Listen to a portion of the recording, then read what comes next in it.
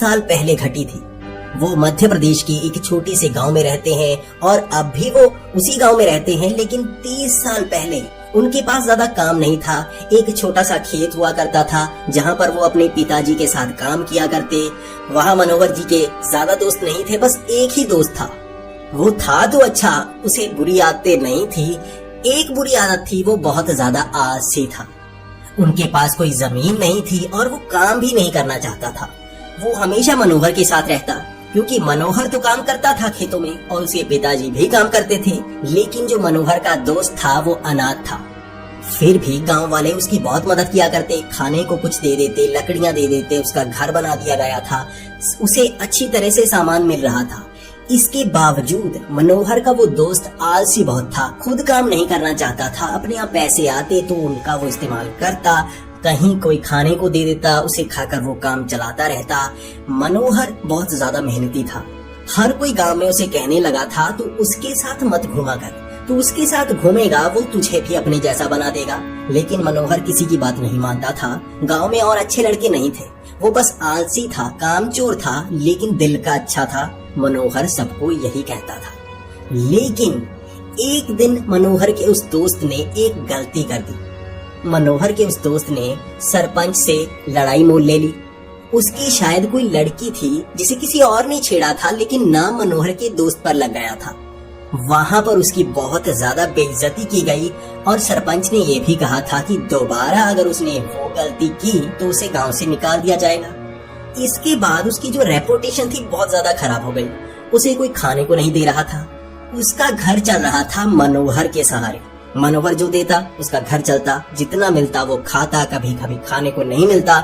इसी तरह से समय आगे बढ़ता जा रहा था और मनोहर का वो दोस्त अब बहुत मुश्किल में आ गया था। उसके पास पैसे नहीं थे, घर उसका खराब हो गया था, काम वो करना नहीं चाहता था। और इसी तरह से एक दिन वो किसी और गांव में जाने के बारे में सोचने लगा। मनोहर को इस बात का पता था कि वो किसी और गांव में गया, आलसी वो बहुत ज्यादा है, काम वो करेगा नहीं तो वहां पर जाकर खाएगा क्या। तो उसने भी कह दिया चलो जाओ, तुम जा सकते हो, अगर मेरी जरूरत हुई तो मुझे बता देना। वो पास के गांव में चला तो गया, वहां पर क्या करने लगा किसी को पता नहीं था। लेकिन 1 महीने बाद वो वापिस आया। जब 1 महीने बाद वो वापिस आया तो उसने अच्छे कपड़े पहने हुए थे, उसकी जेब में पैसे थे और मनोहर हैरान कि क्या करके आया है उस गांव में, इसके पास पैसे कहां से आने शुरू हो गए। और उसने वहां जो टूटा फूटा घर था, जो थोड़ी सी जमीन थी, उसके पास वाले कुछ खेत खरीद लिए। और इतने पैसे उसके पास कहां से आए किसी को नहीं पता था। धीरे धीरे उसने वहां पर घर बना लिया, अच्छे कपड़े लेने लगा, हर चीज उसके पास आ रही थी, लेकिन किसी को ये पता नहीं था पैसे कहां से आ रहे हैं। हर कोई उससे पूछता, लेकिन पहले उसे कामचोर आलसी कहा करते थे लोग। अब उसकी बात हर कोई सुनना चाहता था, लेकिन वो किसी को बात नहीं बताना चाहता था। उसका मन उब गया था हर किसी से। वो एक ऐसी तरकीब जानता था जिससे वो पैसे कमा पा रहा था, अपना घर बना पा रहा था और किसी को बता भी नहीं रहा था। वहां गांव वालों ने दूसरे गांव में जाकर देखा कि वहां पर वो क्या कर रहा है। वो देख ही नहीं पाए। दूसरे गांव वालों को पूछा कि क्या करने आता है, उनको पता ही नहीं। वो कहते हैं यहाँ तो ये आता ही नहीं। तो उसके बाद लोगों ने उसका पीछा किया। वो छुपके छुपके कहाँ पर जाता है, लोगों ने पीछा किया। कई बार वो शाम के 6 बजे या 8 बजे उस गांव में जाया करता था और लोगों ने उसका पीछा शुरू कर दिया। छिपते छिपाते उन्होंने देखा कुछ लोग थे, सरपंच भी था उनमें। वो उसके पीछे गए और कब्रिस्तान में जाकर वो बैठ गया।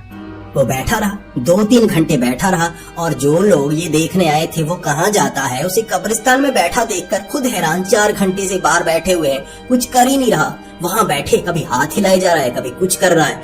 वो सब हैरान और उन्होंने वापिस आने का निर्णय कर लिया।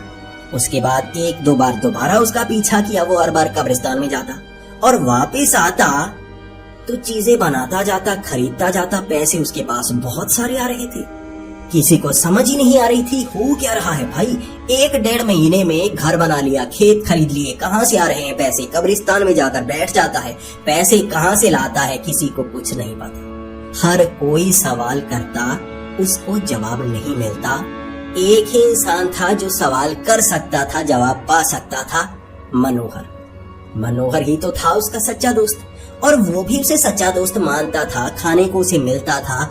इतनी लड़ाई हो गई सरपंच से, पूरे गांव वालों ने उसकी थू थू की थी। एक मनोहर था जो उसके साथ खड़ा था, वो कह रहा था कि ये ऐसा कर ही नहीं सकता, ये तो बहुत अच्छा इंसान है, दिल से अच्छा है, बस काम नहीं करना चाहता। तो इसके बाद मनोहर गया उसके पास, उसका घर अंदर से देखा, महंगी महंगी चीजें रखी हुई थी, वहां महंगे महंगे कपड़े रखे हुए थे। उस जमाने में ज्यादा महंगे कपड़े आते नहीं थे, खादी के कपड़े कुछ पहने हुए होते थे। 30 साल पहले की बात है, मध्य प्रदेश के एक गांव में। आप सोच सकते हैं ज्यादा चीजें नहीं आती थी, दुकानें कम होती थी, जिससे जो सामान मिलता था वैसा खरीदना पड़ता था। शहर जाने का रिस्क कम लोग उठाते थे, वहां पर खर्च ज्यादा हो जाता था, और कभी कभी खाने को नहीं मिलता था। शहर में काम मिले तो ठीक है, वरना घूमने जाने पहले इतने पैसे नहीं होते थे लोगों के पास। तो वो हैरान, भाई शहर से कपड़े ला रहा है, पैसे कहाँ से आ रहे हैं? काम तो दूसरे गांव में कर रहा है और वो गांव वाले जानते नहीं। मनोहर उसके पास गया, वो हैरानी से देखने लगा, सब कुछ बना हुआ है, घर में सब कुछ आ गया, 1.5 महीने में इतना कुछ बना लिया। तो उसके सामने जाकर बैठ गया। मनोहर उसके सामने कुर्सी के नीचे बैठा था और उसका दोस्त कुर्सी से ऊपर बैठा हुआ बहुत परेशान ये देख रहा था। मनोहर तू नीचे क्यों बैठा है? देख मैं बड़ा आदमी बन गया हूँ, तेरे लिए दोस्त वैसा ही हूँ, तू मेरे साथ बैठ।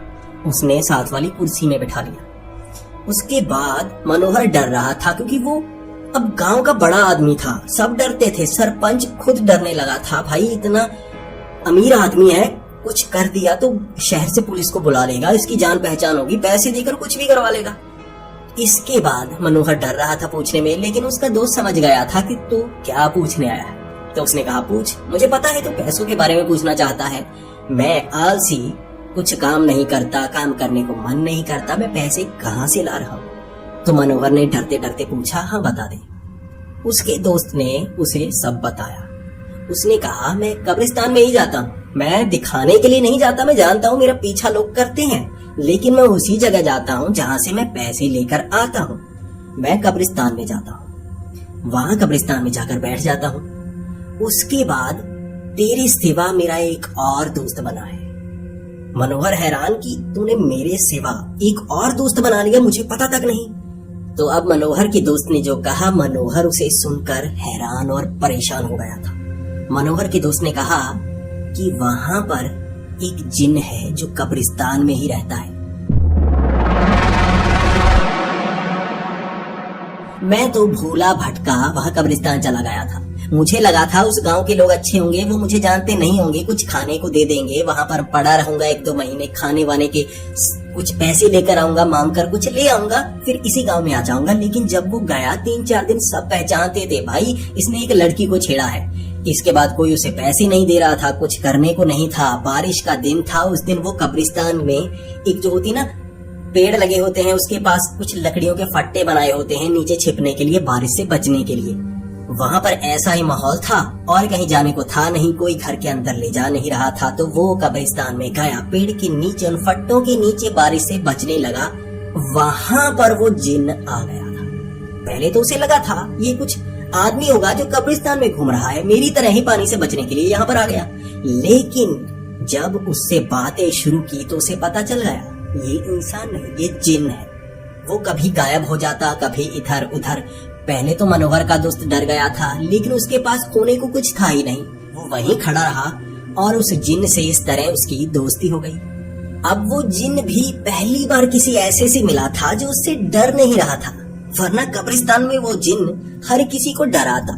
वो जिससे भी बात करना चाहता वो डर कर भाग जाता। उस कब्रिस्तान को डरावना भूतिया कब्रिस्तान कहा जाता, जहाँ कोई नहीं जाना चाहता था।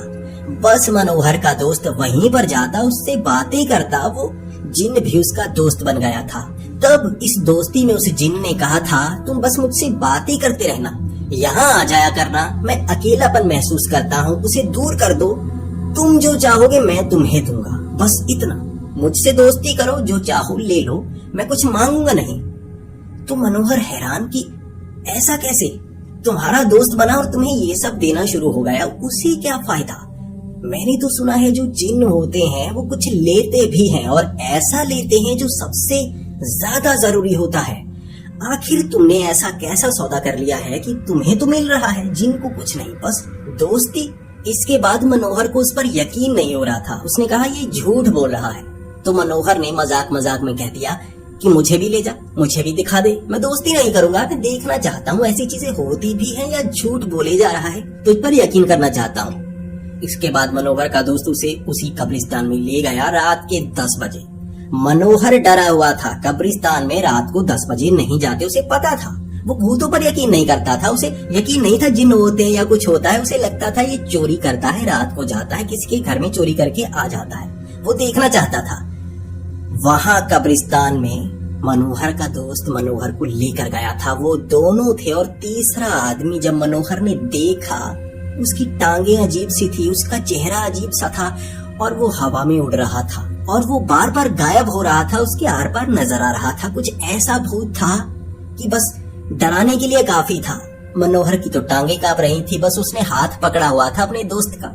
उसका दोस्त हंस रहा था क्योंकि पहले तो वो भी ऐसे ही डरा था, जब दोस्ती हो गई तो वो अच्छा लगने लगा था। लेकिन उसके बाद उसने देखा एक पोटली, छोटी सी पोटली जो खाली थी, वो मनोहर के दोस्त के पास थी। मनोहर के दोस्त ने बस नीचे रखी, उस आदमी की तरफ देखा और कहा इतने पैसे चाहिए, और वहां से वो जिन्न गायब हो गया। वो क्या शक्ति थी, जिन्न थी, भूत थी, क्या था, वो गायब हो गया। उस पोटली में उतने पैसे आ गए। उसका दोस्त उन पैसों को लेकर वापस गांव की तरफ चल पड़ा। उसके बाद मनोहर डरा हुआ हैरान कि बस इतना करना पड़ता है, इतने पैसे मिल जाते हैं। तो मनोहर के दोस्त ने कहा ले आधे पैसे तू ले ले, मेरे किसी काम के नहीं है, मैं और ले लूंगा, वो तो बहुत देता है, मेरा दोस्त है, तुझसे दोस्ती करवा देता हूँ। मनोहर ने कहा ना, जिन से दोस्ती नहीं, मैंने बहुत सुन रखा है जिन कुछ लेते हैं, कुछ जरूरी लेते हैं। उसके बाद मनोहर ने कहा दोस्ती मत कर, आधे पैसे ले ले, कुछ तू भी बना ले, मेरा दोस्त है, इतना खिलाया तूने, आज मैं तुझे पैसे देता हूँ, जा। मनोहर ने उन पैसों को लेने से भी मना कर दिया। उसने कहा नहीं, ऐसे पैसे मुझे नहीं चाहिए, मुझे अपनी कमाई के पैसे चाहिए, अपनी मेहनत के पैसे चाहिए, ये पैसे मेरे काम के नहीं लगते।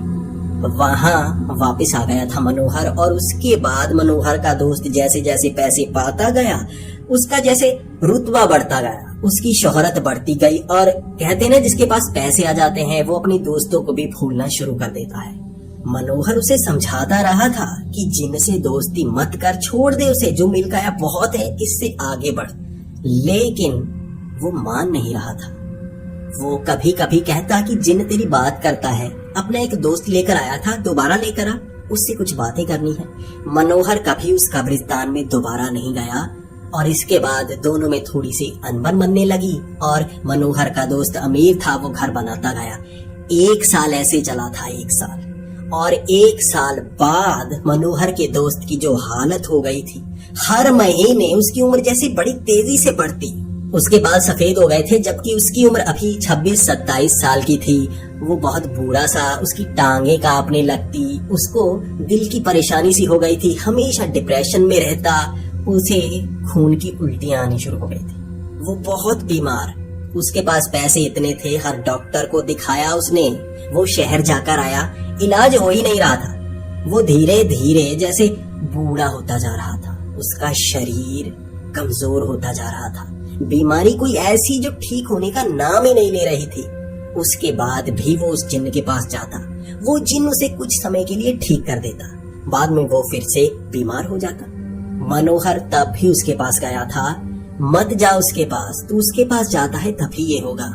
लेकिन मनोहर का दोस्त मान नहीं रहा था, वो हमेशा उसके पास जाता कि वही आराम देता है, डॉक्टर कुछ नहीं करते। 1 साल और 15 दिन उससे ऊपर हुए थे। मनोहर को पूरी तारीख तक याद थी, उसी दिन उसकी मौत हो गई। वो इतना बीमार था, खून की उल्टियां करते करते मर गया। उसका बनाया वो घर किसी काम ना आया, उसके पैसे किसी काम ना आए, उसकी उम्र चूस ली थी उस जिन्न ने। गांव में हर कोई ये कहता, क्योंकि जब मनोहर ने एक एक करके सबको बताया कि ये हुआ है, तो सबने कहा जिन्न यही करते हैं। कई बाबाओं से मनोहर ने पूछा कि ऐसा हुआ मेरे दोस्त के साथ, क्या मैं खतरे में हूँ? तो उन्होंने कहा कि जो भी जिन से दूर रहता है वो बचा रहता है, लेकिन कब्रिस्तान में जिन से दोस्ती करनी ही नहीं चाहिए। गांव में दहशत थी और दूसरे गांव में अलग सी दहशत। उनके गांव वालों ने कुछ किया था नहीं, इस गांव के एक लड़के ने उस कब्रिस्तान में जिन्न से दोस्ती कर ली थी और मौत को गले लगा लिया था। बस इसके बाद से गांव में उसी की बातें चलती रही। मनोहर ने बताया कि उसके 1 साल बाद जब वो मर चुका था, 1 साल बाद उसी जैसे वो ही आदमी आसपास दिखता, अंधेरे में दिखना शुरू हो जाता। वो उसे बुलाता, कभी पेड़ के पास तो कभी किसी घर के पास। उसका एक दोस्त चला गया था और वो किसी और दोस्त को पाना चाहता था। शायद उसका शरीर कमजोर हो रहा था, वो शरीर की शक्ति को चूसता है, इसीलिए तो वो बूढ़ा हो गया था। बीमारी ने नहीं मारा उसे, उसकी जिंदगी उसने ली थी, बदले में पैसे दिए थे। ऐसा दोस्त जो सच बता ही नहीं रहा था। मनोहर अब डरने लगा था कि क्या करूं, वो तो मेरे पीछे पड़ गया है। वहां पर कुछ बाबा थे जो गांव में आए हुए थे। वो अघोरी थे या बाबा थे, क्या थे मुझे नहीं पता, लेकिन उन्होंने बताया है कि वहां वो बाबा आए हुए थे। उनसे पूछा तो उन्होंने कहा एक बार मना कर दे, मैं दोस्ती नहीं करूंगा, जा भाग जा, या उसे वहां से भगा दे, दोबारा वो जिन तेरे पास नहीं आएगा। लेकिन उससे बात मत करना, कोई सौदा मत करना, दोस्ती बिल्कुल भी नहीं। मनोहर ने ऐसा ही किया। एक रात जब एक पेड़ के पास उसे वैसी ही परछाई नजर आ रही थी, वहीं खड़ा होकर उसने चिल्लाया था, छोड़ दे मुझे, छोड़ दे, मैं तेरे पास नहीं आना चाहता। मेरे दोस्त की मौत देखी है मैंने, दरिंदा है तूने पैसे के बदले जिंदगी ली है। बस इतना कहा था मनोहर ने, और उसके बाद वो जिन उसे कभी नजर नहीं आया। इसके बाद कई लोग पास वाले गांव में जो कब्रिस्तान था, वहां रात को भटकती हुई आत्माएं देखी, जिनमें से मनोहर के दोस्त जैसा दिखने वाला भी कई लोगों ने कहा वहां दिखता है। आप इसे क्या कहेंगे? शायद मनोहर का जो दोस्त था, उसे जिन ने उसकी आत्मा को वहीं पर कैद कर लिया, या पता नहीं क्या कह सकते हैं इसे। लेकिन जिन की दोस्ती ने मनोहर को एक शिक्षा दे दी थी, ऐसी शक्तियों से दूर ही रहना चाहिए। और जो वो देते हैं बदले में कुछ लेते हैं, और जो लेते हैं वो ज्यादा कीमती होता है, पैसे से ज्यादा कीमती। तो दोस्तों, मनोहर जी की ये कहानी आपको कैसी लगी प्लीज कमेंट्स में जरूर बताएं। अगर आपको ऐसी ही कहानियां देखना पसंद है तो हमारे इस चैनल को सब्सक्राइब करना ना भूलें, क्योंकि यहाँ पर मैं ऐसी ही डरावनी और खौफनाक वीडियोस लेकर आता हूँ जो आपको अंदर तक डराने के लिए काफी है। तो हमारे इस चैनल को सब्सक्राइब कर लें। मैं आगे और भी डरावनी और खौफनाक वीडियोस लेकर आने वाला हूँ, कुछ ऐसी कहानियां जिसे सुनने से ही डर लगने